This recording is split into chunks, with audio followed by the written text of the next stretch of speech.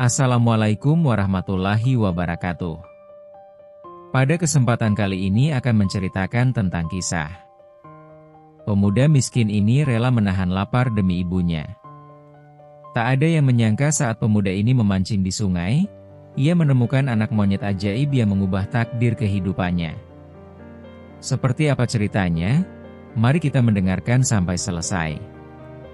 Yang belum subscribe, jangan lupa subscribe dulu ya teman-teman, dan selamat mendengarkan ceritanya. Pagi datang tanpa suara di desa kecil itu. Udara masih lembab, dan embun menempel tipis pada daun-daun yang diam tak bergerak.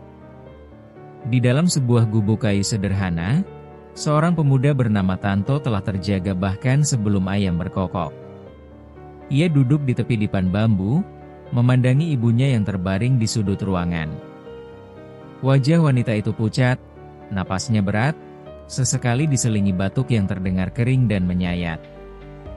"Ibu," bisik Tanto pelan, hampir seperti doa. Ia bangkit, mengambil segelas air dari kendi tanah liat yang tersisa setengah. Tangannya kasar dan penuh goresan kecil akibat kerja di kebun sawi, namun ketika ia menyentuh dahi ibunya, sentuhannya begitu lembut. Lasmini membuka mata perlahan. "Tanto, sudah pagi?" Suaranya serak, nyaris tak terdengar. "Iya, Bu. Ibu tidur lagi saja. Masih terlalu dingin." Lasmini tersenyum tipis. "Kamu sudah makan?" Pertanyaan itu selalu datang. Dan seperti biasa, Tanto sudah menyiapkan jawabannya. "Sudah, Bu. Tadi sebelum ibu bangun." Senyumnya hangat, meyakinkan. Padahal perutnya kosong sejak kemarin siang. Lasmini menatap anaknya lekat-lekat. Ada sesuatu dalam mata pemuda itu yang tak pernah bisa ia bohongi, cahaya lelah yang dipaksa tegar. "Kamu jangan bohong pada ibu." Tanto tertawa kecil. "Kalau saya bohong, nanti ikan di sungai kabur semua." Lasmini tersenyum, tapi matanya berkaca-kaca. Ia tahu anaknya sering mengalah. Ia tahu seringkali nasi di piringnya berasal dari jatah yang seharusnya untuk 2 orang. Namun mereka tak pernah membicarakannya dengan jujur. Karena jika dibicarakan, mungkin keduanya akan menangis. Siang hari, Tanto sudah berada di kebun sawi milik tetangganya. Tangannya bergerak cepat mencabuti rumput liar. Matahari belum terlalu tinggi, tetapi peluh sudah membasahi punggungnya. Setiap helai sawi yang ia rawat bukan miliknya. Ia hanya buruh. Upahnya cukup untuk membeli sedikit beras dan kadang sebungkus garam. "Kerja yang rajin, tuh," teriak pemilik kebun dari kejauhan. Tanto mengangguk. "Iya, Pak." Ia tidak pernah mengeluh. Tidak pernah meminta tambahan. Ia tahu nasibnya bukan untuk diperdebatkan, melainkan dijalani. Namun hari itu perutnya terasa lebih perih dari biasanya. Seperti ada tangan tak terlihat yang memeras bagian dalam tubuhnya. Ia berhenti sejenak, memegangi perutnya, lalu menarik napas panjang. "Sedikit lagi, sabar," gumamnya pada diri sendiri. Bayangan ibunya terlintas. Jika ia menyerah, siapa yang akan memberi makan wanita itu? Matahari bergeser perlahan. Sore mendekat. Upah hari itu ia terima dalam bentuk beberapa lembar uang kecil dan sebungkus sawi yang hampir layu. Ia menerimanya dengan 2 tangan dan senyum yang tulus. Ketika sampai di gubuk, Lasmini sedang duduk bersandar di dinding kayu. "Kamu capek sekali, Nak?" "Tidak, Bu. Hari ini ringan." Ia langsung menanak nasi dengan sisa beras. Ia memotong sawi pemberian tadi dan memasaknya dengan air dan sedikit garam. Aroma sederhana itu memenuhi ruangan kecil mereka. Tanto menyuapi ibunya dengan hati-hati. "Enak, Bu?" Lasmini mengangguk. "Enak sekali. Padahal rasanya hambar." Namun di hadapan anaknya, itu seperti hidangan istimewa. Setelah ibunya kenyang, Panci hanya menyisakan sedikit kuah dan 2 sendok nasi.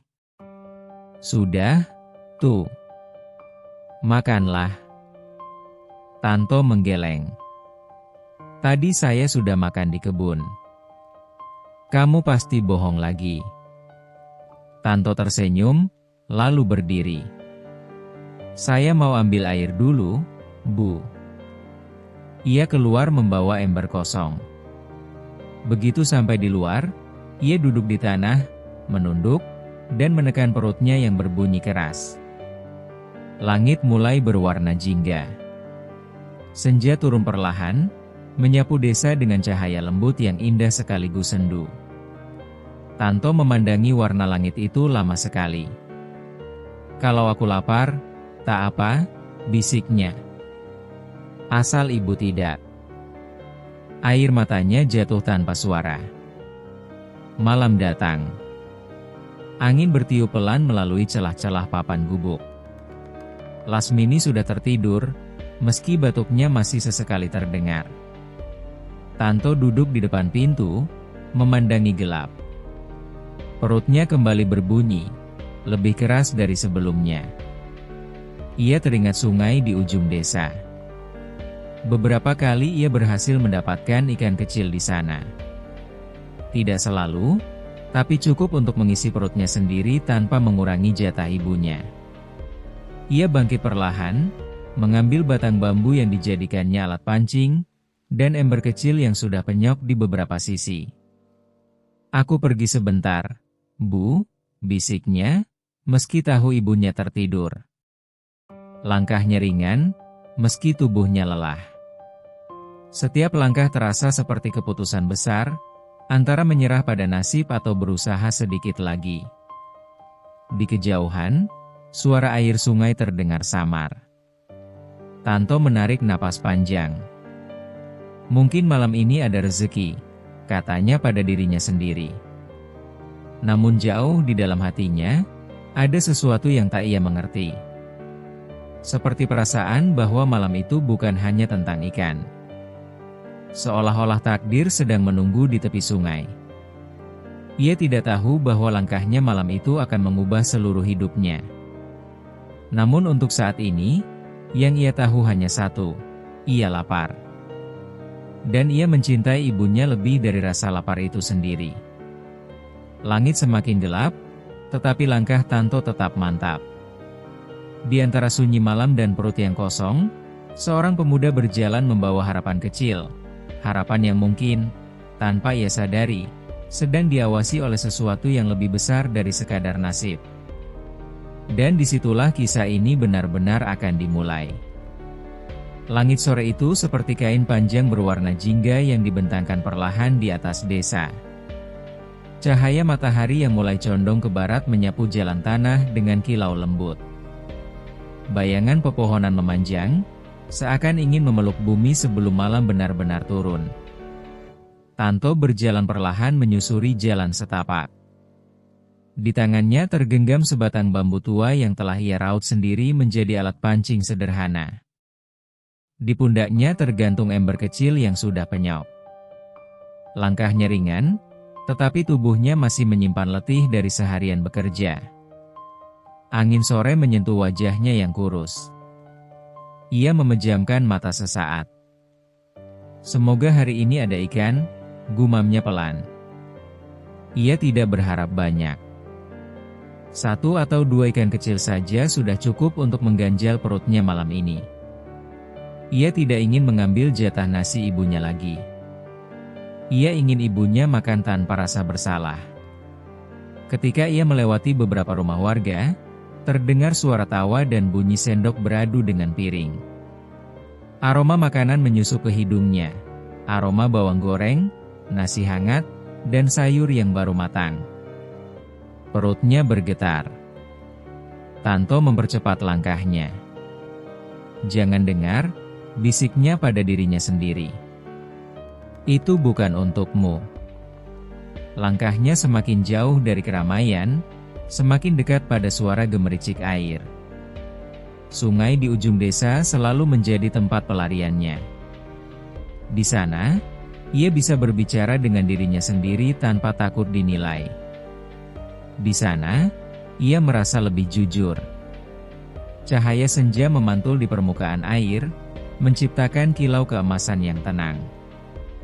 Arusnya tidak deras. Hanya riak kecil yang berkejaran perlahan.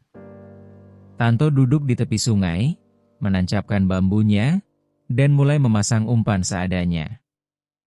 Ia menarik napas panjang. Kalau saja hidup sesederhana sungai ini, katanya pelan. Air mengalir tanpa keluh. Batu tetap diam tanpa protes. Hanya manusia yang sering merasa kurang. Beberapa menit berlalu. Pelampung kecil dari potongan kayu tak bergerak. Perutnya kembali berbunyi. Tanto tersenyum pahit. Aku ini lucu juga ya, ia berbicara pada sungai. Kerja seharian, tapi tetap saja lapar. Ia menatap pantulan wajahnya di air. Wajah seorang pemuda 29 tahun yang tampak lebih tua dari usianya. Garis-garis lelah menghiasi matanya. Ayah pasti tidak ingin aku menyerah, bisiknya. Ia jarang menyebut ayahnya. Lelaki itu telah lama tiada, meninggalkan dirinya dan Lasmini dalam keadaan serba kekurangan. Namun ajaran sang ayah selalu terngiang, lelaki sejati tidak diukur dari apa yang ia punya, tapi dari siapa yang ia lindungi. Tanto menatap langit yang kini semakin merah. Aku akan lindungi ibu, ucapnya tegas. Pelampung itu masih diam. Waktu berlalu perlahan. Senja berubah menjadi ungu kebiruan.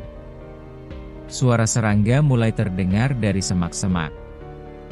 Tanto hampir saja menarik pancingnya dan menyerah ketika terdengar suara aneh dari balik dedaunan. Kresek. Ia menoleh cepat. Siapa? Tanyanya waspada. Tidak ada jawaban.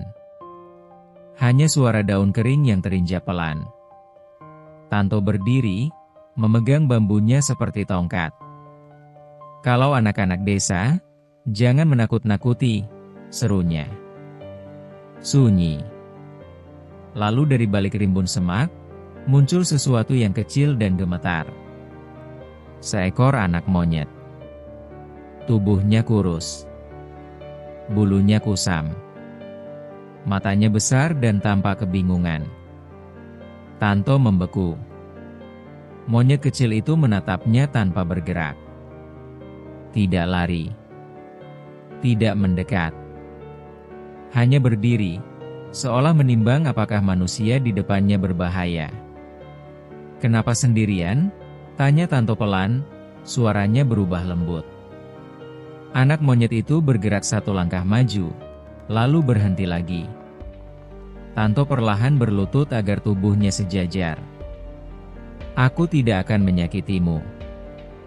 Ia mengambil sedikit sisa umpan dari sakunya. Sepotong kecil singkong rebus yang tadi ia bawa sebagai cadangan, meski ia sendiri belum memakannya. Tangannya terulur. Ini saja yang aku punya. Anak monyet itu memiringkan kepala. Langkah kecil. Satu lagi. Hingga akhirnya ia berada cukup dekat untuk mencium aroma makanan di tangan Tanto. Perut Tanto berbunyi keras. Ia tersenyum canggung. Tenang saja.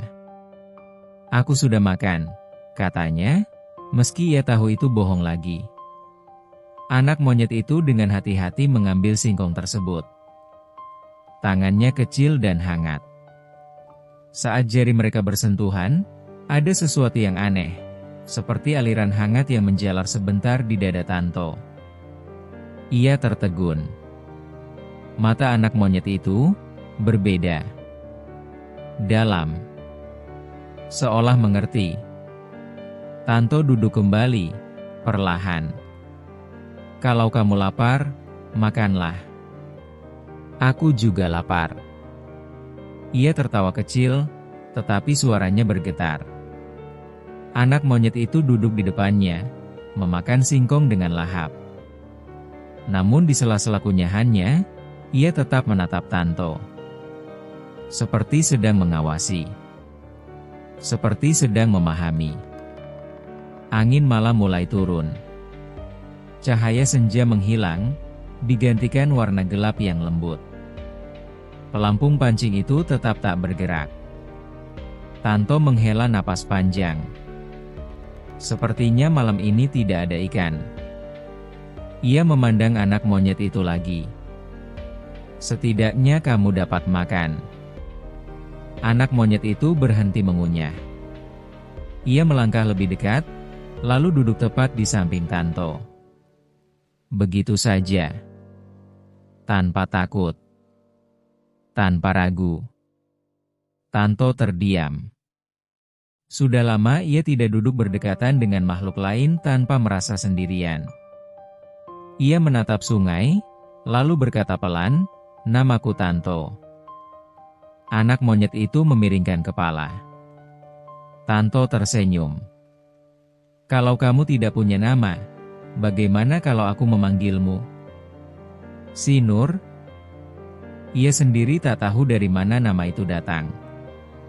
Seolah muncul begitu saja di pikirannya. "Sinur?" ulangnya pelan. Anehnya, anak monyet itu menoleh cepat saat nama itu diucapkan. Tanto tertawa kecil. "Kamu suka?" Sinur, begitu ia kini dipanggil, mengeluarkan suara pelan yang hampir terdengar seperti jawaban. Hening menyelimuti mereka. Tanto menatap langit yang kini bertabur bintang. "Aku tidak punya banyak hal untuk dibagi," katanya lirih. "Tapi kalau kamu mau, kita bisa sama-sama bertahan."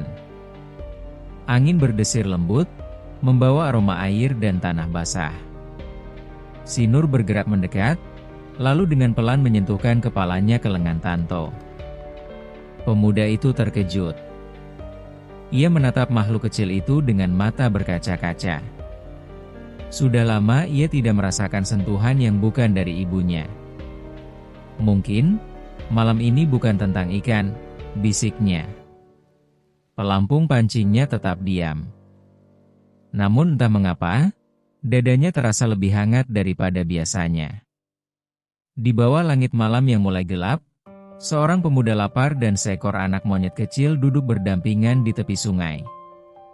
Dan tanpa mereka sadari, takdir baru saja mengikat mereka dalam satu garis kehidupan yang sama. Malam semakin dalam ketika Tanto menyadari bahwa ia tidak mungkin terus duduk di tepi sungai. Perutnya memang belum terisi, dan pancingnya tak juga mendapatkan ikan, tetapi hatinya terasa sedikit berbeda, tidak lagi seberat saat ia datang. Di sampingnya, anak monyet kecil yang baru saja ia beri nama Sinur masih duduk diam. Sesekali makhluk itu menatap ke arah hutan gelap di belakangnya, lalu kembali menatap Tanto, seolah sedang menimbang pilihan. Tanto menarik napas panjang, lalu berdiri. "Sudah malam," katanya pelan. "Aku harus pulang." Ia menggulung tali pancingnya perlahan. Embernya kosong. Tidak ada hasil.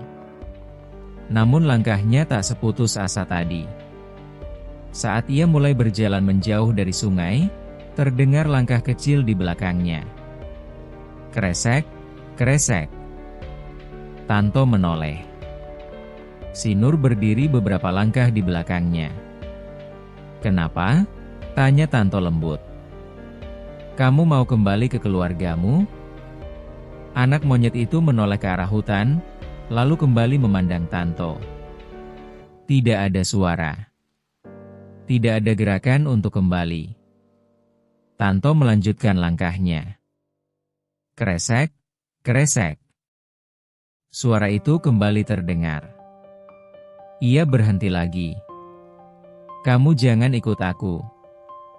Rumahku kecil. Makan pun kadang tidak cukup. Si Nur hanya menatap. Ada sesuatu di mata kecil itu, bukan sekadar rasa ingin tahu, bukan sekadar lapar.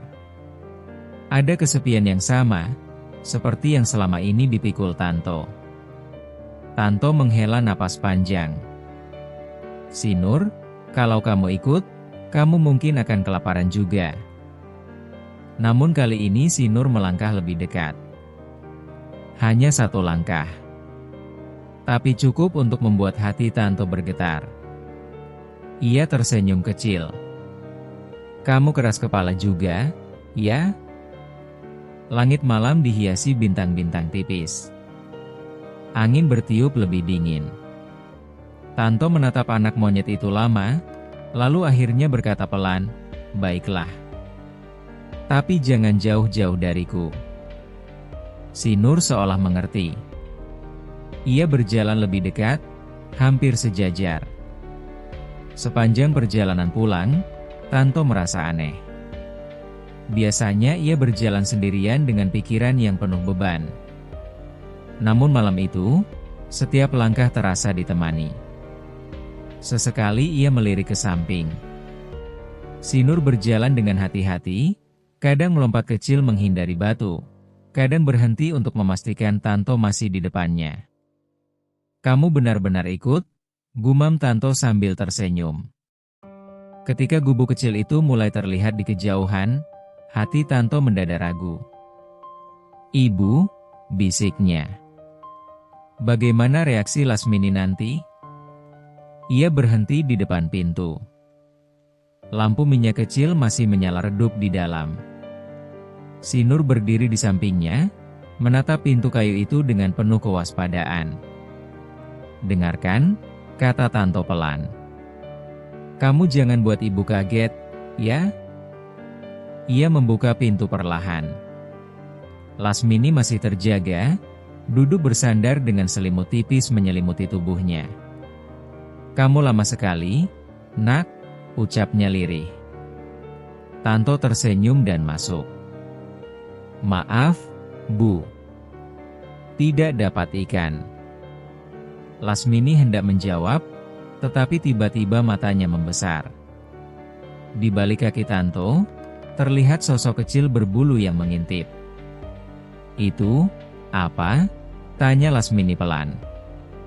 Tanto menoleh, lalu berjongkok di samping si Nur. "Bu, ini anak monyet. Saya menemukannya di sungai. Dia sendirian." Lasmini menatap lama. Si Nur perlahan melangkah masuk, lalu duduk diam. Tidak membuat suara. Tidak berlari. Hanya duduk dan memandang Lasmini dengan mata besar yang jernih. Hening menyelimuti ruangan kecil itu. Tanto merasa jantungnya berdebar. "Kalau ibu tidak setuju, besok saya kembalikan," katanya cepat. Lasmini memperhatikan anak monyet itu lebih lama. Lalu, sesuatu dalam tatapan si Nur membuatnya terdiam. Ia melihat ketakutan. Ia melihat kesendirian. Ia melihat sesuatu yang mirip dengan anaknya sendiri.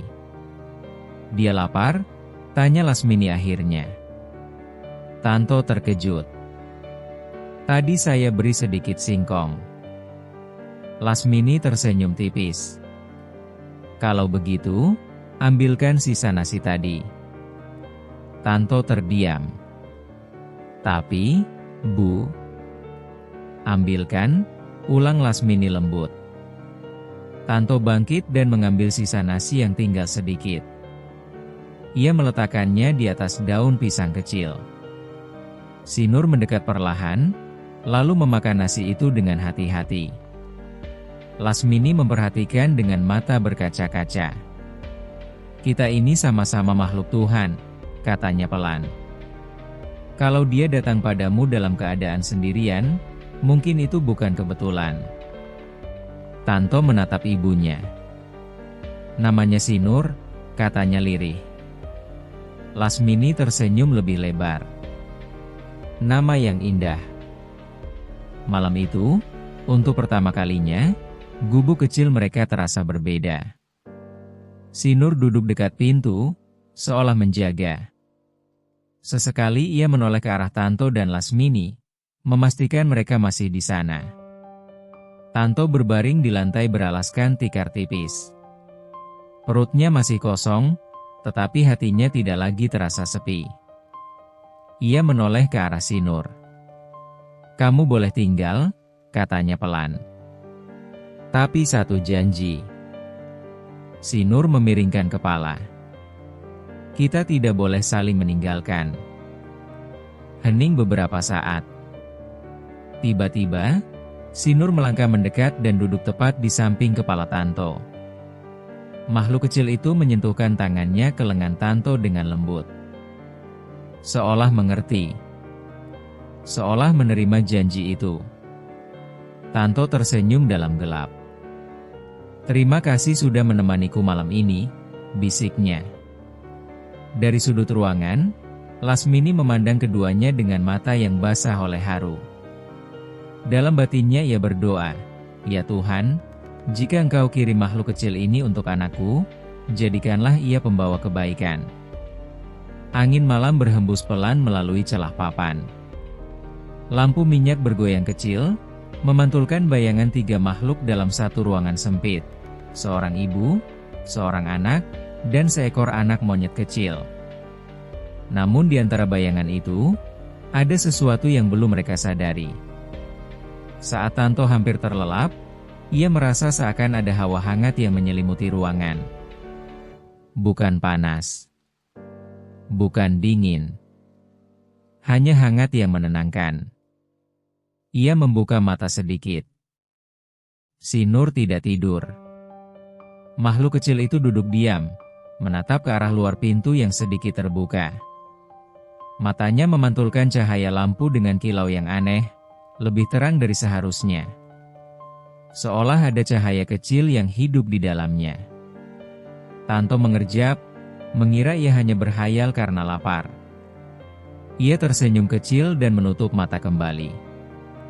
"Besok kita cari makan bersama, ya, si Nur," gumamnya. Dan malam itu, untuk pertama kalinya setelah sekian lama, Tanto tertidur tanpa merasa benar-benar sendirian. Di luar, angin berdesir lembut. Di dalam, takdir mulai menulis bab baru bagi pemuda sederhana itu. Pagi datang lebih cerah dari biasanya. Cahaya matahari menyelinap melalui celah-celah papan gubuk, jatuh membentuk garis-garis tipis di lantai tanah. Udara terasa lebih hangat, seolah malam telah meninggalkan sesuatu yang tak kasat mata. Tanto terbangun perlahan. Hal pertama yang ia rasakan bukanlah bunyi perutnya yang lapar. Bukan pula batuk ibunya. Melainkan suara kecil, seperti benda jatuh pelan. Ia membuka mata. Di dekat tungku dapur sederhana, si Nur duduk sambil memegang kayu bakar kecil yang entah bagaimana sudah tersusun rapi di sampingnya. Tanto mengerjap. "Si Nur?" Anak monyet itu menoleh cepat, lalu mengeluarkan suara pelan seolah menjawab panggilan namanya. Tanto duduk perlahan, memperhatikan. Kayu-kayu itu biasanya berserakan di sudut ruangan. Namun kini tersusun rapi seperti baru saja ditata. "Kamu yang lakukan ini?" tanyanya setengah bercanda.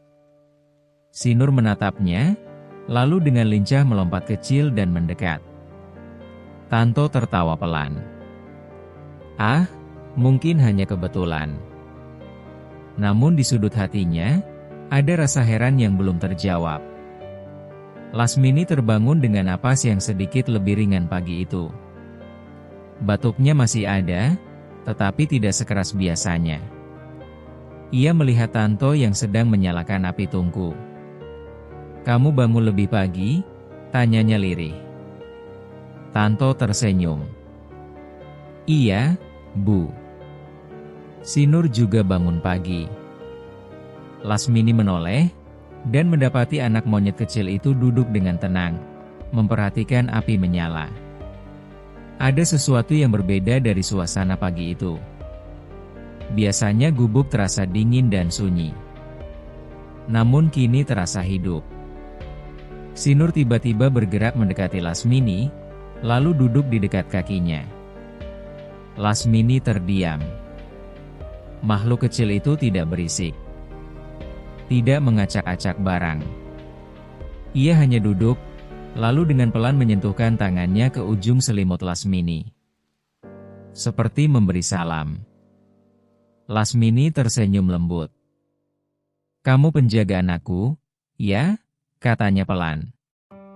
Si Nur memiringkan kepala. Tanto memperhatikan dengan hati yang hangat. "Bu," dia seperti mengerti. Lasmini menatap anaknya. Kadang makhluk yang dianggap sederhana justru punya hati yang paling jernih. Tanto terdiam. Ucapan ibunya terasa dalam. Hari itu, sebelum berangkat ke kebun sawi, Tanto duduk di depan pintu gubuk. "Si Nur, kamu di sini saja, ya? Jaga ibu." Si Nur duduk tegak, seolah mengerti perintah itu. Tanto tersenyum. "Jangan buat ibu kaget." Anak monyet itu mengeluarkan suara kecil. Tanto melangkah pergi, meski ada sedikit rasa cemas meninggalkan ibunya hanya bersama seekor anak monyet. Namun entah mengapa, hatinya merasa tenang. Di kebun sawi, hari terasa lebih panjang dari biasanya. Matahari terik. Punggungnya kembali basah oleh peluh. Namun kali ini, pikirannya tidak sepenuhnya dipenuhi rasa lapar. Bayangan si Nur dan ibunya membuatnya tersenyum sendiri. Aneh juga, gumamnya. Baru satu malam, tapi seperti sudah lama bersama. Pemilik kebun sempat memperhatikannya. "Kamu senyum-senyum sendiri, tuh?" Tanto tersentak. "Tidak, Pak." Ia kembali bekerja, tetapi di dalam hatinya ada rasa hangat yang sulit dijelaskan. Sore hari, ketika ia kembali ke gubuk, langkahnya sedikit lebih cepat. Begitu pintu dibuka, ia membeku. Lasmini duduk lebih tegak dari biasanya. Di pangkuannya, si Nur meringkuk tenang. "Ibu, bagaimana hari ini?" tanya Tanto cepat. Lasmini tersenyum. "Aneh, Nak." Badan ibu terasa lebih ringan. Tanto terdiam. "Benarkah?" Lasmini mengangguk. Tadi si kecil ini duduk lama di samping ibu. Entah kenapa, rasanya hangat. Tanto menoleh pada si Nur. Anak monyet itu menatapnya dalam diam. Untuk sesaat, Tanto merasakan lagi hawa hangat yang ia rasakan semalam. Ia berjongkok di depan si Nur. "Kamu, siapa sebenarnya?" Si Nur tidak menjawab, tentu saja.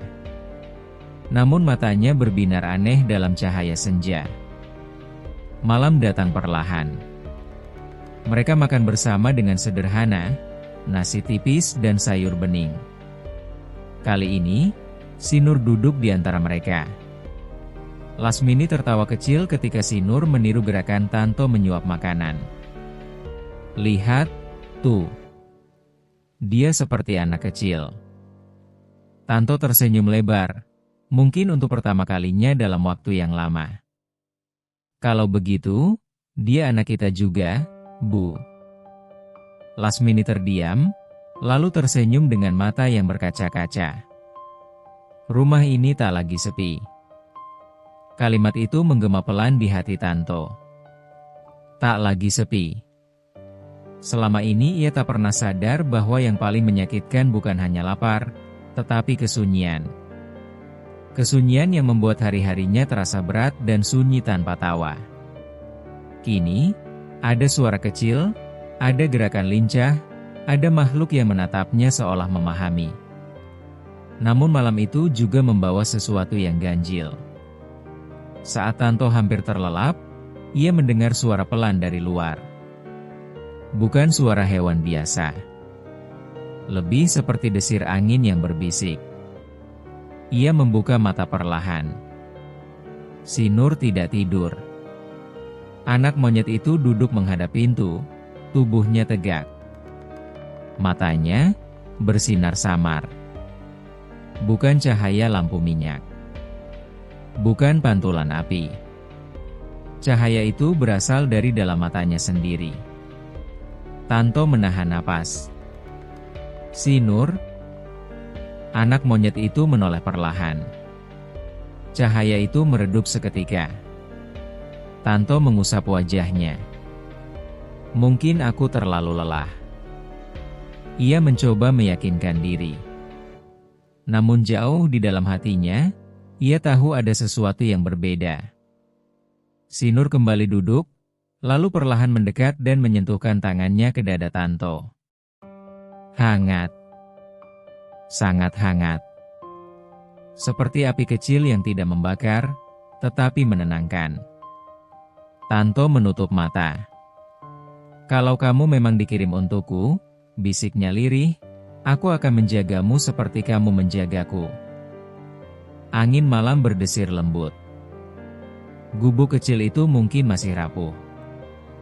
Makanan mungkin masih kurang. Penyakit Lasmini mungkin belum benar-benar hilang. Namun sesuatu telah berubah. Rumah itu tak lagi hanya tempat bertahan hidup. Ia telah menjadi tempat di mana harapan kecil mulai tumbuh.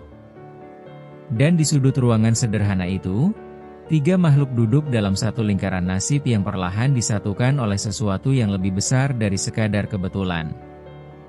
Keajaiban belum sepenuhnya tampak.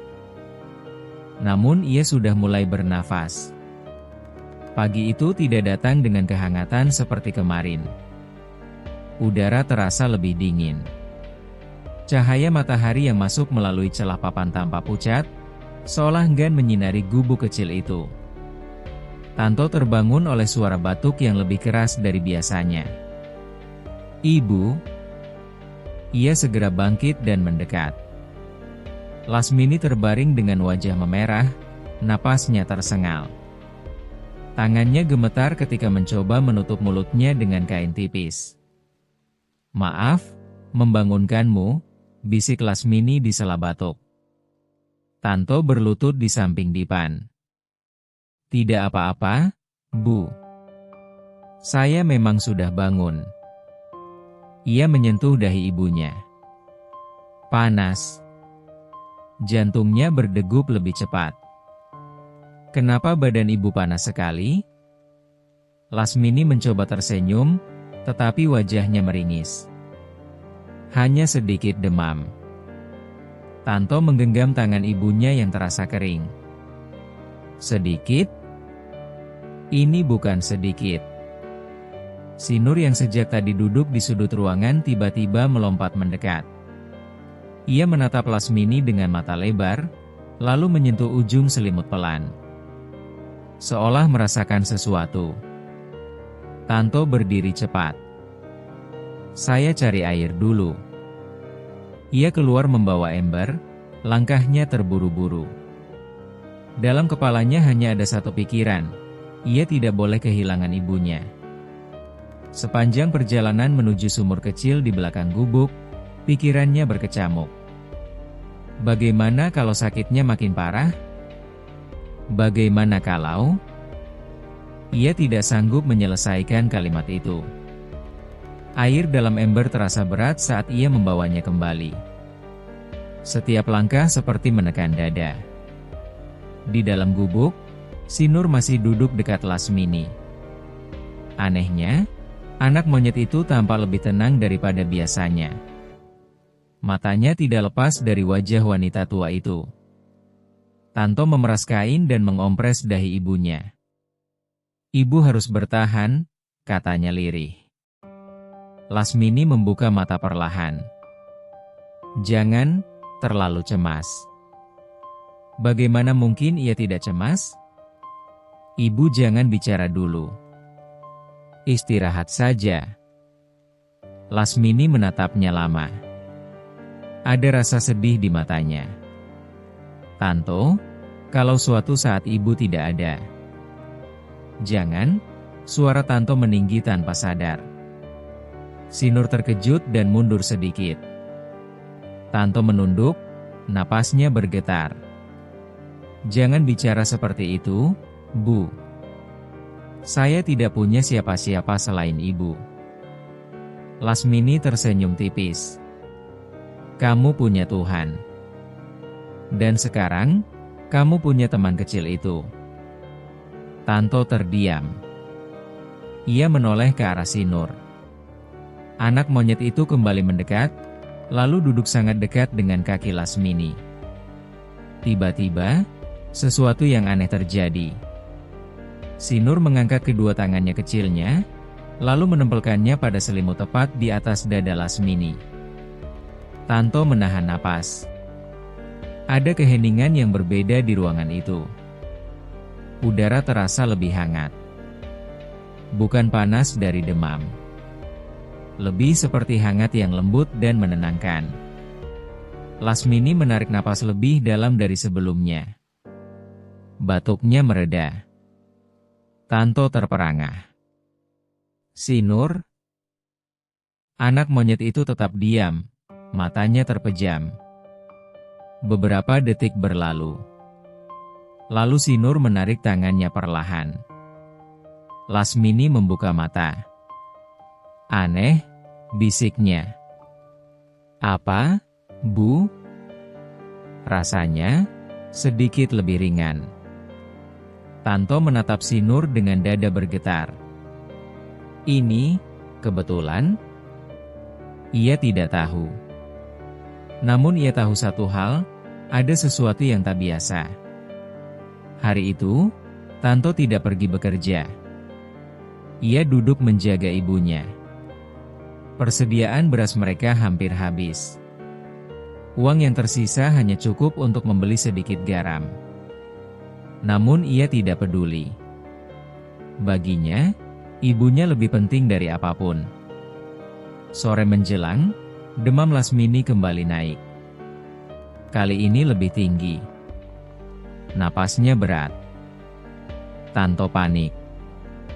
"Ibu harus dibawa ke tabib," gumamnya. Namun ia tahu biaya yang dibutuhkan. Ia menatap sudut ruangan.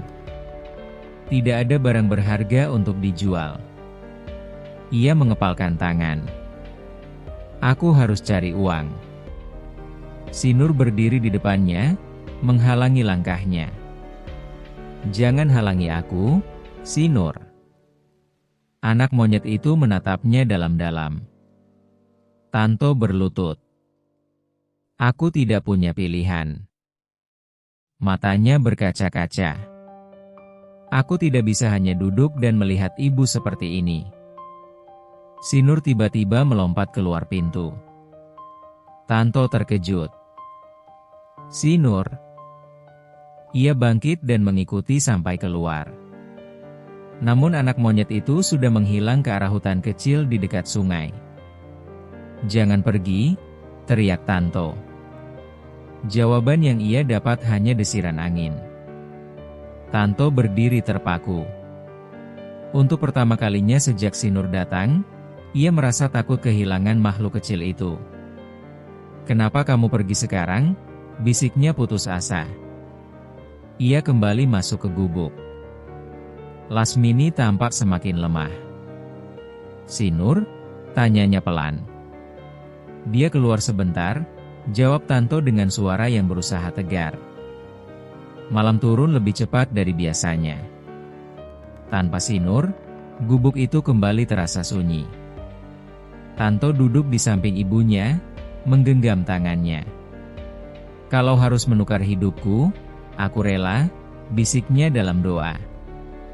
Angin malam terdengar seperti bisikan panjang. Waktu berjalan lambat. Setiap detik terasa berat. Tiba-tiba, terdengar suara langkah kecil di luar. Kresek. Tanto bangkit cepat dan membuka pintu. Sinur berdiri di sana. Namun kali ini, ia tidak datang dengan tangan kosong. Di tangannya tergenggam sesuatu yang berkilau samar dalam cahaya bulan. Sebuah tanaman kecil dengan daun yang memancarkan cahaya lembut kehijauan. Tanto membeku. "Ini apa?" Si Nur mendekat, lalu meletakkan tanaman itu di tangan Tanto. Daunnya hangat. Hangat seperti sentuhan yang tadi pagi ia rasakan. Tanto menatap anak monyet itu dengan mata membesar. "Kamu, dari mana mendapatkannya?" Si Nur tidak menjawab. Ia hanya menatap penuh keyakinan. Di dalam gubuk, Lasmini terbatuk pelan.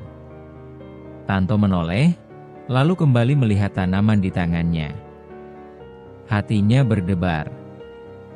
Apakah ini jawaban? Ia tidak tahu. Namun ia tahu satu hal, malam itu bukan lagi malam biasa. Dan si Nur, bukan sekadar anak monyet biasa. Tanto menarik napas dalam. "Kalau ini untuk ibu, aku akan mencobanya." Di bawah cahaya bulan yang pucat, seorang pemuda miskin berdiri dengan harapan yang menyala kembali di dadanya. Dan di sampingnya, seekor anak monyet kecil menatap langit dengan mata yang menyimpan rahasia yang belum sepenuhnya terungkap. Malam itu, takdir kembali bergerak. Malam masih menggantung ketika Tanto menatap tanaman bercahaya di tangannya. Daunnya kecil, berwarna hijau tua dengan urat-urat keemasan yang tampak berpendar lembut. Cahaya itu bukan terang menyilaukan, melainkan redup dan hangat, seperti cahaya kunang-kunang yang menetap. Si Nur berdiri di depannya, napasnya sedikit terengah seolah perjalanan yang ia tempuh tidaklah dekat. "Si Nur, dari mana kamu mendapatkannya?" bisik Tanto. Anak monyet itu hanya menatapnya dalam-dalam. Tidak ada suara, tetapi tatapannya tegas. Seolah mengatakan bahwa waktu tidak banyak. Di dalam gubuk, batuk Lasmini kembali terdengar, kali ini lebih dalam dan berat. Dada Tanto terasa seperti diremas. Tanpa berpikir panjang, ia membawa tanaman itu masuk. Ia duduk di samping ibunya, memandangi daun bercahaya itu dengan ragu. "Aku tidak tahu ini apa, Bu," katanya pelan. Tapi si Nur membawanya. Lasmini membuka mata dengan susah payah. Cahaya lembut dari tanaman itu memantul di wajahnya yang pucat. "Indah," gumamnya lemah. Tanto terdiam. Ia teringat cerita lama yang pernah diceritakan ayahnya, tentang tanaman hutan yang hanya muncul pada orang yang hatinya bersih dan niatnya tulus. Apakah ini hanya dongeng? Pikirnya. Si Nur melompat mendekat, lalu dengan pelan menyentuh tangan Tanto yang menggenggam tanaman itu. Sentuhannya hangat. Hangat yang sama seperti sebelumnya. Seolah memberi keyakinan. Tanto menarik napas dalam. "Baiklah." Ia mengambil mangkuk kecil, menumbuk sebagian daun itu perlahan. Aroma yang keluar bukan seperti daun biasa. Harumnya lembut, menenangkan, seperti tanah basah setelah hujan. Ia mencampurnya dengan sedikit air, lalu dengan hati-hati menyuapkannya pada Lasmini. "Pelan-pelan, Bu." Lasmini meneguk dengan susah payah. Beberapa detik pertama tidak terjadi apa-apa. Tanto menahan napas. Lalu sesuatu berubah. Napas Lasmini yang sebelumnya berat perlahan menjadi lebih teratur. Wajahnya yang kemerahan mulai memudar, berganti warna yang lebih tenang. Tanto memandang dengan mata tak berkedip. "Bu?" Lasmini membuka mata. Untuk pertama kalinya sejak pagi tadi, tatapannya jernih. "Badanku terasa ringan," bisiknya. Tanto hampir tidak percaya. "Ibu tidak pusing?" Lasmini menggeleng pelan. Air mata mengalir di pipi Tanto tanpa ia sadari. Ia menoleh pada si Nur. Anak monyet itu duduk tenang, menatap mereka. Ini bukan kebetulan, bisik Tanto. Pagi datang membawa udara yang berbeda. Lasmini bangun sendiri, tanpa batu panjang yang biasa membangunkan mereka. Ia duduk perlahan, lalu menatap keluar pintu. Aneh sekali, katanya pelan. Sudah lama ibu tidak merasa sekuat ini. Tanto yang sedang memanaskan air menoleh cepat. Benarkah, Bu? Lasmini tersenyum. Iya. Seperti ada beban yang diangkat dari dada ibu. Tanto terdiam, lalu menatap si Nur yang sedang duduk di dekat pintu, memandang ke arah cahaya pagi. Hatinya penuh pertanyaan. Ia keluar sebentar, duduk di depan gubuk dengan si Nur di sampingnya. Kamu bukan monyet biasa, ya? Tanyanya pelan. Si Nur menoleh. Mata kecil itu berkilau dalam cahaya pagi. Tanto menunduk. Kalau kamu memang makhluk yang dikirim untuk menolongku, kenapa aku? Angin berhembus lembut, menyapu dedaunan. Tidak ada jawaban, hanya suara alam yang tenang. Namun tiba-tiba, si Nur berdiri dan melangkah ke arah jalan setapak menuju sungai. Ia menoleh, seolah mengajak. Kamu mau aku ikut? Si Nur melangkah lagi. Tanto ragu sejenak, lalu mengikuti. Mereka berjalan menuju sungai yang kemarin menjadi saksi pertemuan pertama. Namun kali ini, si Nur tidak berhenti di tepi air. Ia terus berjalan, memasuki jalur kecil yang jarang dilalui orang. Tanto mengikuti dengan hati berdebar. Si Nur, ini kemana? Anak monyet itu melompat lincah dari batu ke batu, seolah tahu arah. Beberapa saat kemudian, mereka sampai di sebuah tempat yang terasa berbeda. Udara di sana lebih sejuk. Cahaya matahari yang menembus dedaunan membentuk pola-pola aneh di tanah. Dan di tengah-tengahnya, tumbuh beberapa tanaman serupa dengan yang tadi malam dibawa si Nur. Daunnya berkilau lembut. Tanto terdiam. Jadi, ini tempatnya. Ia mendekat perlahan. Saat tangannya hampir menyentuh salah satu daun, angin tiba-tiba berdesir lebih kuat. Seperti peringatan.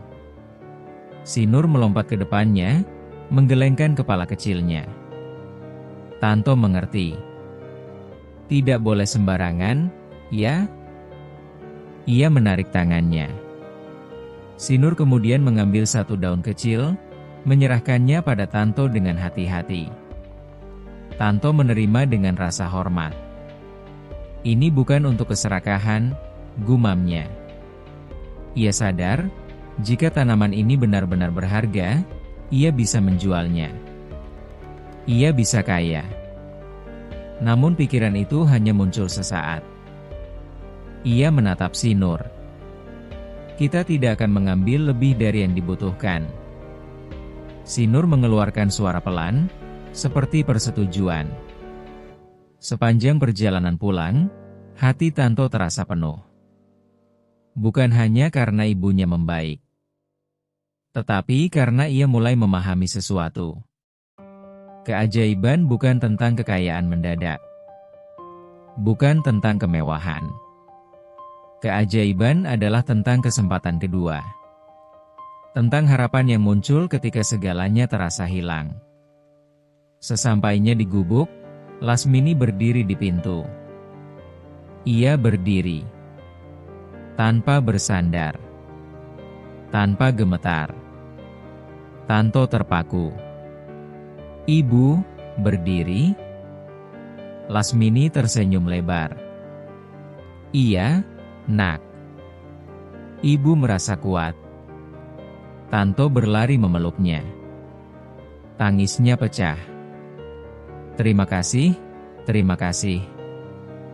Ia tidak tahu pada siapa ia berterima kasih, pada Tuhan, pada hutan, atau pada makhluk kecil yang kini berdiri di samping mereka. Si Nur menatap keduanya, lalu duduk dengan tenang. Namun di balik ketenangannya, ada sesuatu yang mulai berubah. Cahaya di matanya kini lebih terang, lebih dalam.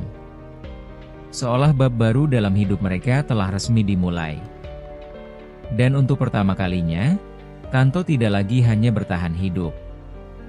Ia mulai percaya bahwa di balik kesederhanaan dan penderitaan, selalu ada tangan tak terlihat yang menuntun. Dan keajaiban pertama itu bukan akhir dari perjalanan mereka, melainkan awal dari takdir yang jauh lebih besar. Perubahan tidak pernah datang sendirian. Sejak pagi itu, ketika Lasmini mampu berdiri tanpa bersandar dan bahkan berjalan perlahan di dalam gubuk, kabar mulai menyebar tanpa mereka sadari. Di desa kecil, kabar baik seringkali berjalan lebih cepat daripada angin, dan seringkali membawa bayangan yang tidak selalu terang.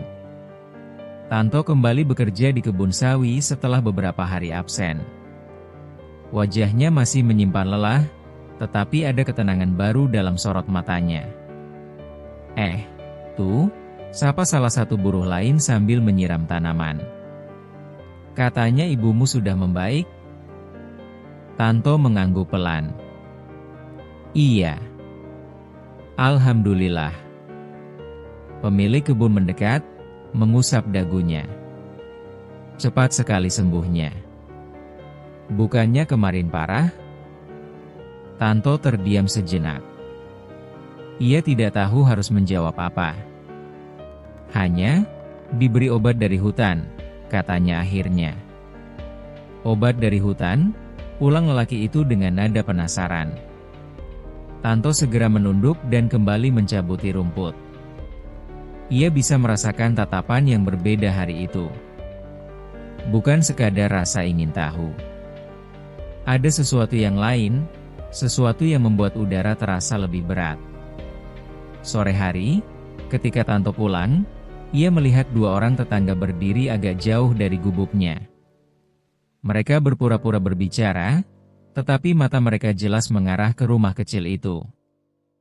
Tanto memperlambat langkah. Di dalam gubuk, Lasmini sedang duduk sambil menenun kain tipis yang sudah lama tidak ia sentuh.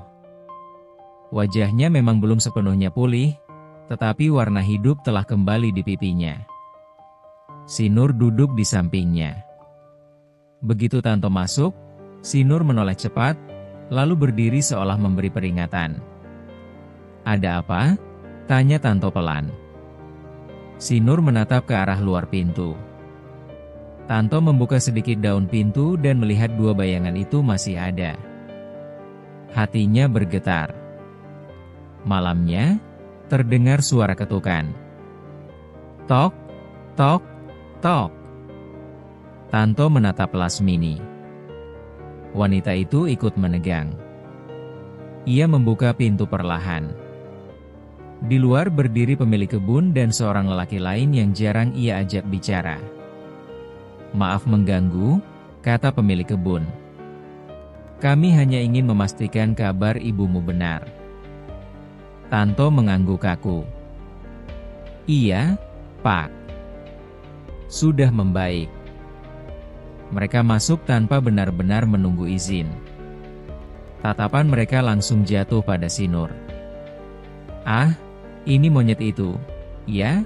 Kata lelaki yang satu lagi sambil menyeringai. Si Nur duduk diam, tetapi matanya waspada. Lucu juga, lanjutnya. Katanya dia yang membawa obat. Tanto terdiam. Tidak begitu, jawabnya pelan. Pemilik kebun menyipitkan mata. Orang bilang kau menemukan tanaman langka di hutan. Jantung Tanto berdetak keras. Kami hanya khawatir, tambah lelaki itu, suaranya kini lebih rendah. Kalau memang ada tanaman berharga di sana, seharusnya itu untuk desa. Bukan untukmu sendiri. Kata-kata itu menusuk. Aku tidak mengambil apapun selain yang kubutuhkan, jawab Tanto, berusaha tenang. Yang kau butuhkan? Lelaki itu tertawa kecil. Kalau itu bisa menyembuhkan penyakit, pasti mahal harganya. Tanto mengepalkan tangan. Saya tidak berniat menjualnya. Pemilik kebun melangkah lebih dekat. Tapi mungkin orang lain berniat membeli. Suasana menegang. Lasmini mencoba berdiri. Anakku tidak berbuat salah. Lelaki itu menatapnya tajam. Kami hanya ingin tahu di mana tempatnya. Tanto merasakan darahnya mendidih. Tidak, katanya tegas. Sunyi. Untuk pertama kalinya, suaranya tidak gemetar. Pemilik kebun menatapnya lama, lalu tersenyum tipis yang terasa lebih seperti ancaman. Baiklah. Kami hanya bertanya. Mereka pergi. Namun udara di dalam gubuk terasa berbeda setelah itu. Malam itu, Tanto duduk lama di depan pintu. Si Nur berada di sampingnya. Kita dalam masalah, ya? Bisiknya. Si Nur menatap ke arah gelap. Tanto menghela napas. Aku tidak takut miskin. Tapi aku takut kehilangan. Ia menoleh pada si Nur. Mereka bisa saja mengambilmu. Si Nur bergerak mendekat, lalu menyentuh lututnya. Hangat. Tanto menunduk. Aku tidak akan membiarkan itu terjadi. Beberapa hari kemudian, ketegangan semakin terasa. Beberapa warga mulai mendekat setiap kali Tanto pulang dari sungai. Ada yang pura-pura memancing, ada yang pura-pura berjalan-jalan. Suatu sore, saat Tanto sedang mencuci tangan di sungai, dua lelaki itu muncul lagi. Kami ingin ikut ke hutan, kata salah satunya. Untuk apa? Tanya Tanto. Untuk memastikan kau tidak menyembunyikan sesuatu. Tanto berdiri tegak. Saya tidak punya kewajiban menunjukkan apapun. Salah satu dari mereka mencoba mendekati si Nur yang berdiri di belakang Tanto. Kalau begitu, mungkin kami hanya perlu monyet itu. Tangan lelaki itu hampir menyentuh si Nur. Tiba-tiba, udara terasa berubah. Angin berdesir kencang. Air sungai beriak lebih keras dari biasanya. Si Nur berdiri tegak. Matanya bersinar. Bukan samar. Bukan redup. Melainkan terang, jelas, memantulkan cahaya yang tidak berasal dari matahari. Kedua lelaki itu terhenti. Apa itu? Bisik salah satu dari mereka. Si Nur melangkah maju. Tanah di bawah kakinya seolah bergetar halus. Tanto membeku. Si Nur, jangan. Namun anak monyet itu hanya berdiri, menatap tajam. Angin semakin kencang, membuat dedaunan berputar. Kedua lelaki itu mundur selangkah. Apa-apaan ini?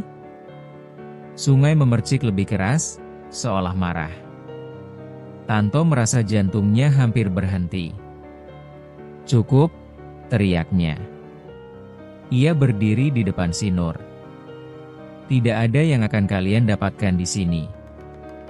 Pergilah.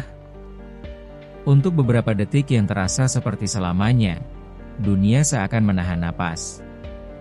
Lalu angin mereda. Cahaya di mata si Nur perlahan memudar. Kedua lelaki itu saling pandang, wajah mereka pucat. Kita, pergi saja, gumam salah satunya. Mereka mundur dengan langkah cepat. Setelah mereka menghilang, Tanto berlutut. Si Nur, kamu hampir membuat mereka tahu. Si Nur menatapnya. Tidak ada rasa marah. Tidak ada rasa takut. Hanya kesetiaan. Tanto memeluk makhluk kecil itu. Aku tidak ingin kamu menyakiti siapapun. Kita bukan untuk balas dendam. Sinur diam. Namun matanya kini tidak lagi hanya milik seekor anak monyet. Di dalamnya ada kekuatan. Dan mungkin ada bahaya. Malam itu, Tanto menyadari satu hal. Keajaiban bukan hanya menarik harapan. Ia juga menarik mata yang iri. Dan kini, bukan hanya kemiskinan yang harus ia hadapi, tetapi juga keserakahan manusia.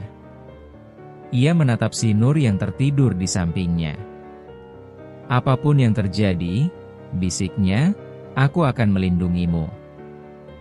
Di luar, angin berdesir pelan. Namun jauh di dalam hutan, seolah ada sesuatu yang mulai bergerak, menyadari bahwa kekuatan kecil itu tidak lagi tersembunyi. Dan perjalanan mereka baru saja memasuki ujian yang lebih berat. Sejak kejadian di sungai itu, desa tidak lagi terasa sama. Tatapan orang-orang berubah. Bisikan terdengar setiap kali Tanto lewat. Ia bisa merasakan jarak yang tumbuh, bukan karena ia kaya atau berkuasa, tetapi karena mereka takut pada sesuatu yang tidak mereka pahami. Dan ketakutan manusia seringkali berubah menjadi keserakahan. Pagi itu, Tanto bersiap pergi ke kebun seperti biasa. Lasmini sudah bisa berjalan pelan, meski tubuhnya belum sepenuhnya kuat. Jangan pulang terlalu malam, pesan Lasmini lembut. Tanto tersenyum. Iya, Bu. Ia menoleh pada Sinur. Kamu di rumah saja. Sinur duduk diam, tetapi tatapannya seolah berkata lain. Tanto berjongkok. Jangan keluar sembarangan. Sinur mengangguk kecil, atau setidaknya begitu yang terlihat. Namun hari itu, sesuatu terasa ganjil sejak awal.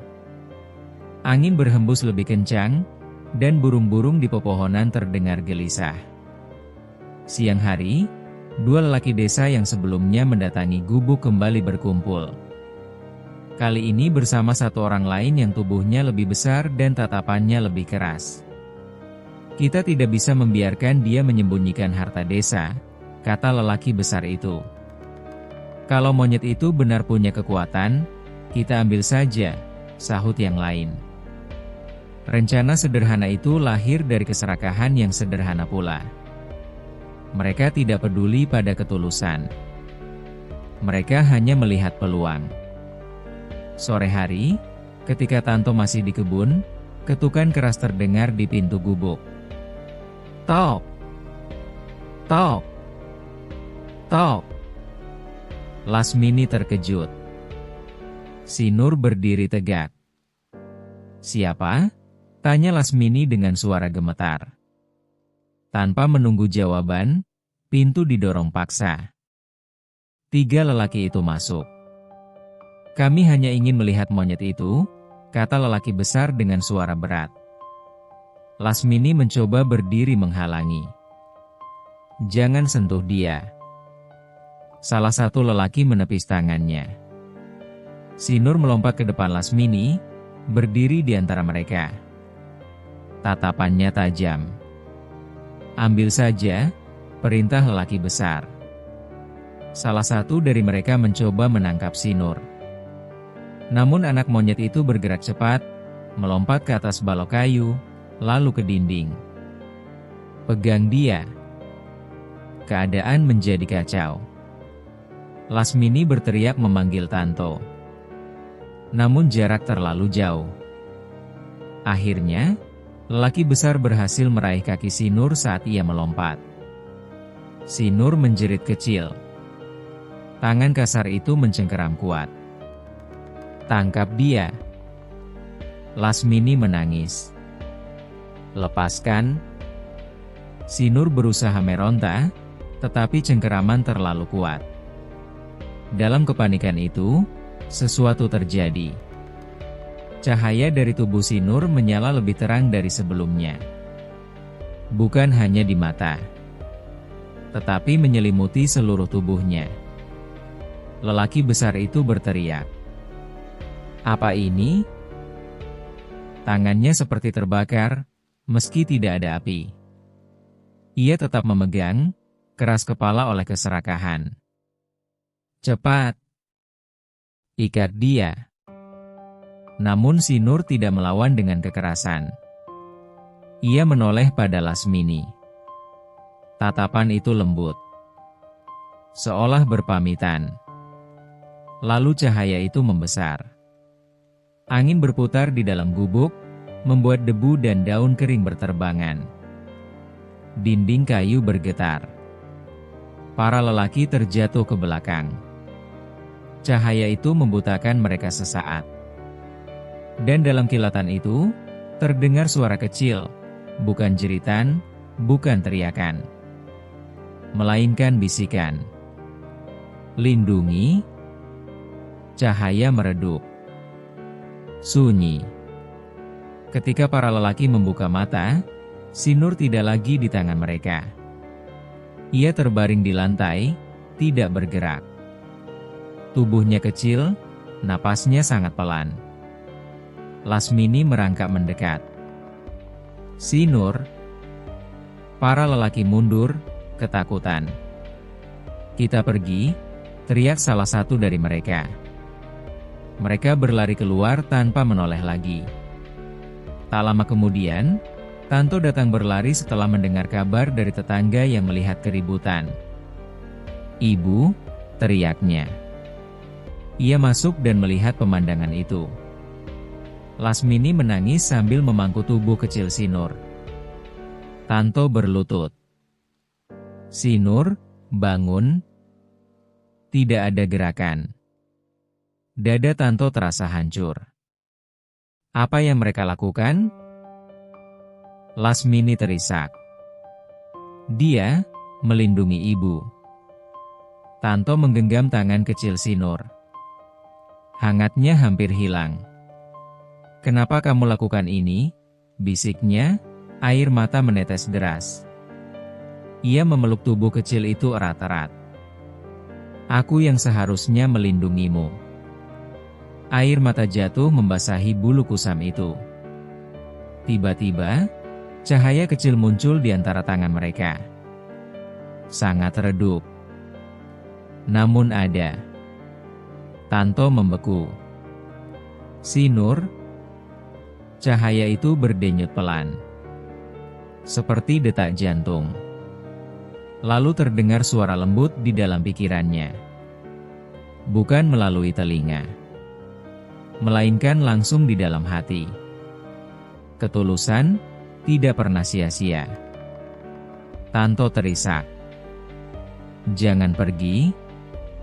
Cahaya itu membesar perlahan, menyelimuti mereka berdua. Lasmini menatap dengan mata terbelalak.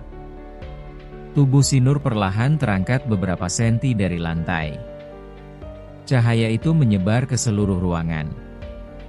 Tanto merasakan kehangatan luar biasa. Bukan hanya di kulit, tetapi di dalam jiwa. Suara itu kembali terdengar. "Aku tidak datang untuk diambil. Aku datang untuk menjaga." Air mata Tanto mengalir tanpa henti. "Aku tidak butuh keajaiban. Aku hanya butuh kamu." Cahaya itu bergetar lebih terang. Lalu perlahan meredup. Tubuh si Nur kembali menyentuh lantai. Beberapa detik sunyi. Lalu, napas kecil terdengar. Tanto terbelalak. "Si Nur?" Anak monyet itu membuka mata perlahan. Cahaya di matanya kini lebih dalam. Lebih dewasa. Ia menatap Tanto dengan penuh kesadaran. Bukan lagi seperti anak kecil yang kebingungan, melainkan seperti makhluk yang mengerti takdirnya. Tanto tertawa dan menangis bersamaan. Ia memeluknya erat. "Jangan pernah lakukan itu lagi." Si Nur menyentuh pipinya. Seolah berkata, semua sudah seharusnya. Lasmini tersenyum di antara air mata. Mungkin, inilah harga dari kesetiaan. Malam itu, gubuk kecil itu terasa berbeda lagi. Bukan karena takut, tetapi karena mereka baru saja melewati batas antara manusia dan keajaiban. Tanto duduk lama memandangi si Nur yang kini tertidur di pangkuannya. "Aku tidak tahu siapa kamu sebenarnya," bisiknya. "Tapi aku tahu satu hal, aku akan berdiri di sisimu, seperti kamu berdiri di sisiku." Di luar, desa masih sunyi.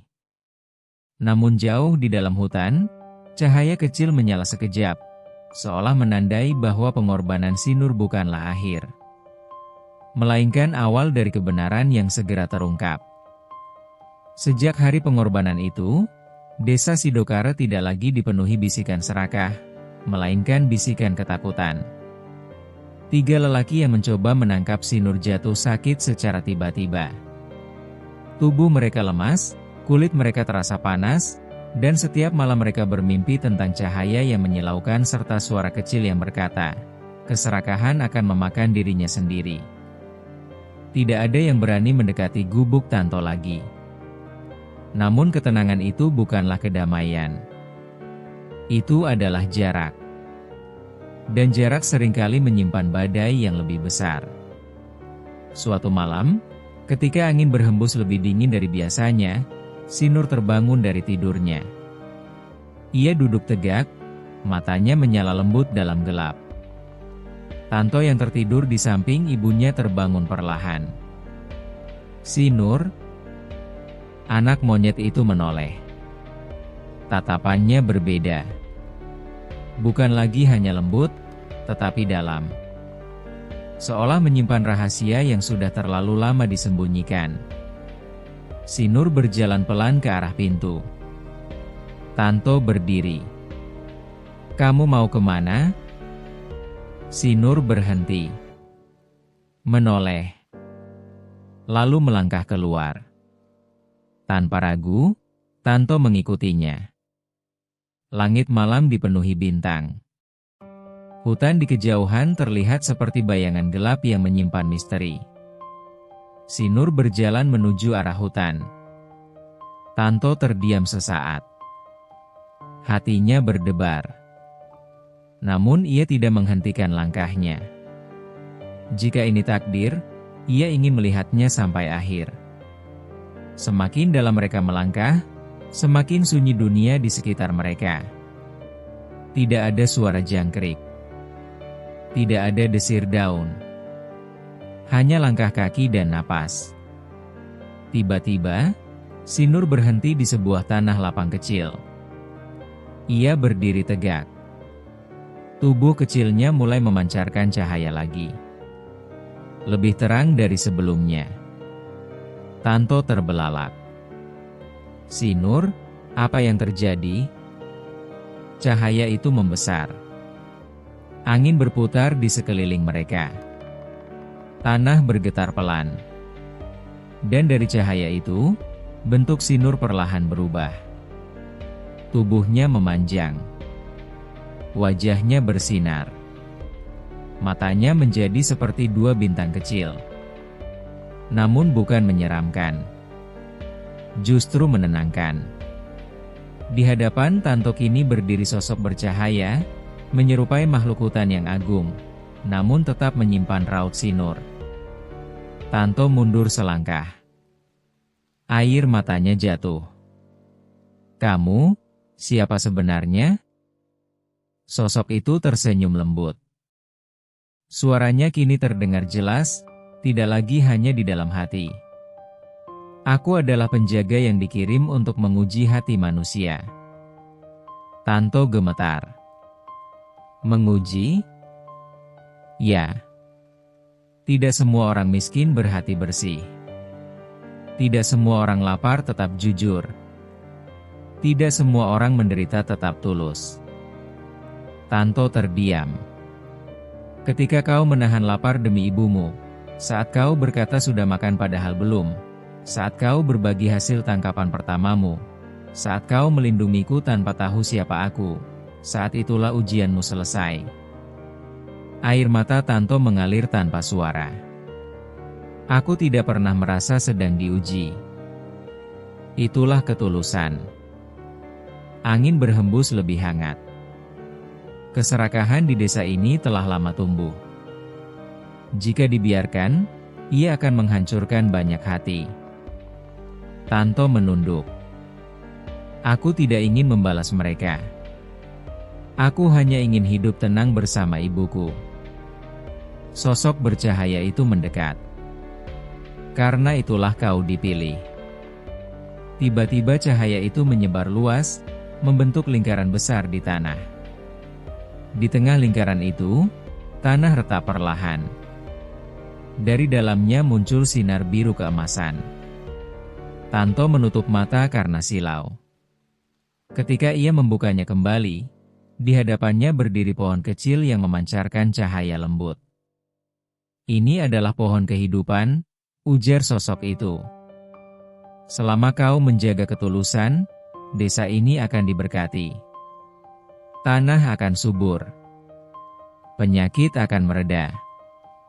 Hati akan dilunakkan. Tanto berlutut. Aku tidak pantas menerima ini. Kau tidak memintanya. Itu sebabnya kau pantas. Namun tiba-tiba, tanah bergetar lebih keras. Dari kejauhan terdengar langkah-langkah berat. Beberapa warga desa mengikuti mereka diam-diam. Mereka melihat cahaya. Dan sekali lagi, keserakahan mengalahkan rasa takut. Apa itu? Teriak salah satu dari mereka. Pohon emas. Mereka berlari mendekat. Tanto berdiri di depan pohon kecil itu. Jangan mendekat. Namun mereka tidak mendengar. Salah satu dari mereka mencoba menyentuh cahaya itu.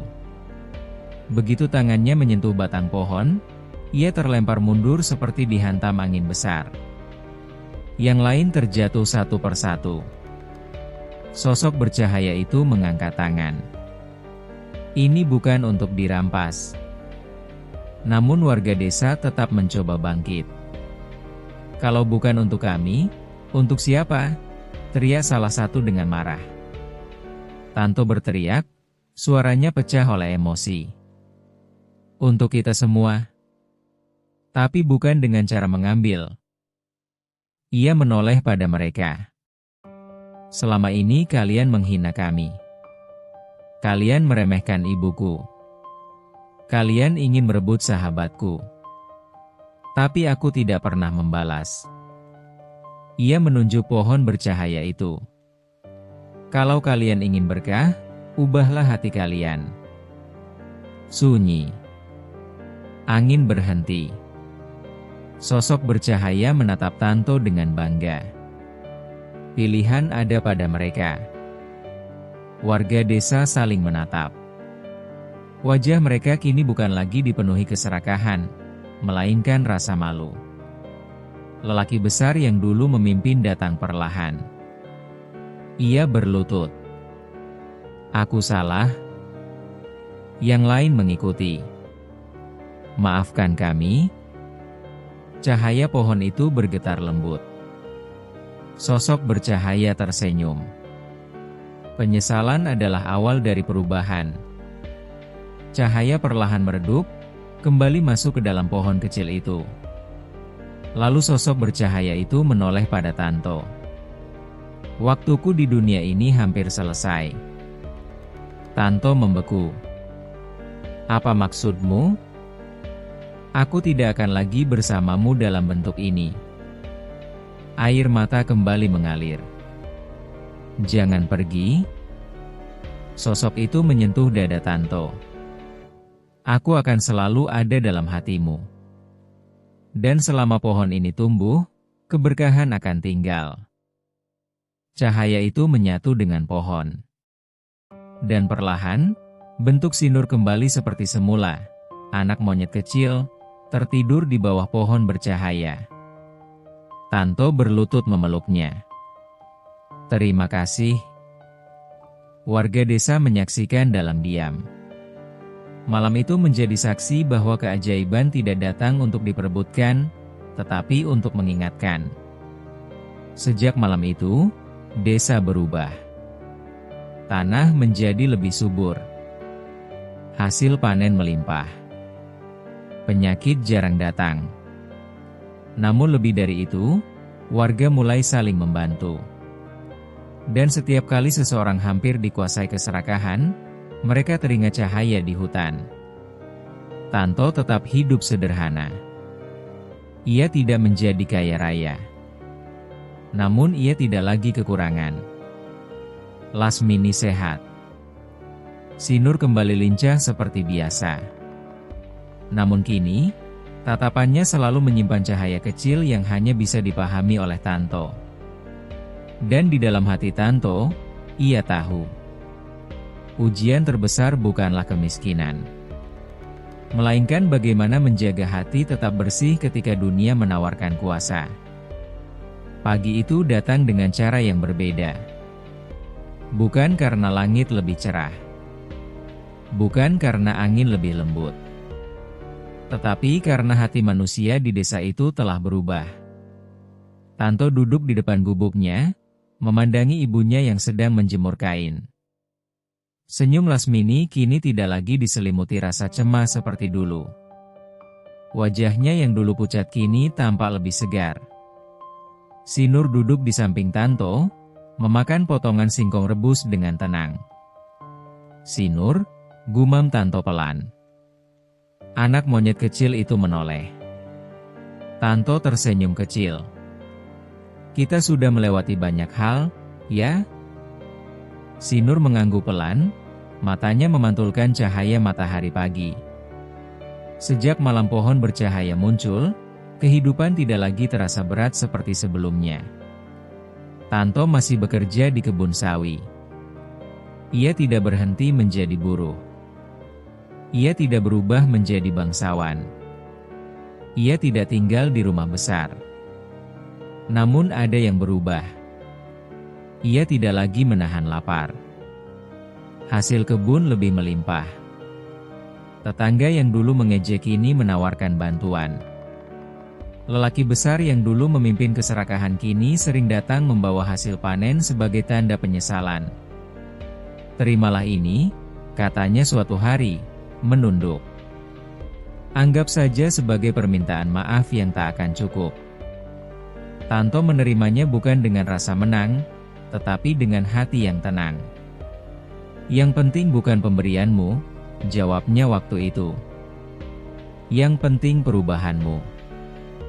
Pohon bercahaya di hutan masih berdiri. Namun kini cahayanya lembut, tidak lagi menyilaukan. Warga desa menjaganya. Tidak ada yang berani menyentuhnya dengan niat buruk. Mereka menyebutnya pohon hati. Anak-anak desa sering bermain di sekitarnya. Para petani datang berdoa bukan untuk meminta kekayaan, tetapi untuk memohon agar hati mereka tetap bersih.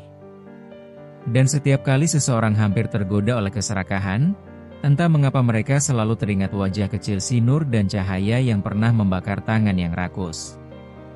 Suatu sore, Tanto duduk sendirian di tepi sungai tempat pertama kali ia menemukan Sinur. Langit kembali berwarna jingga.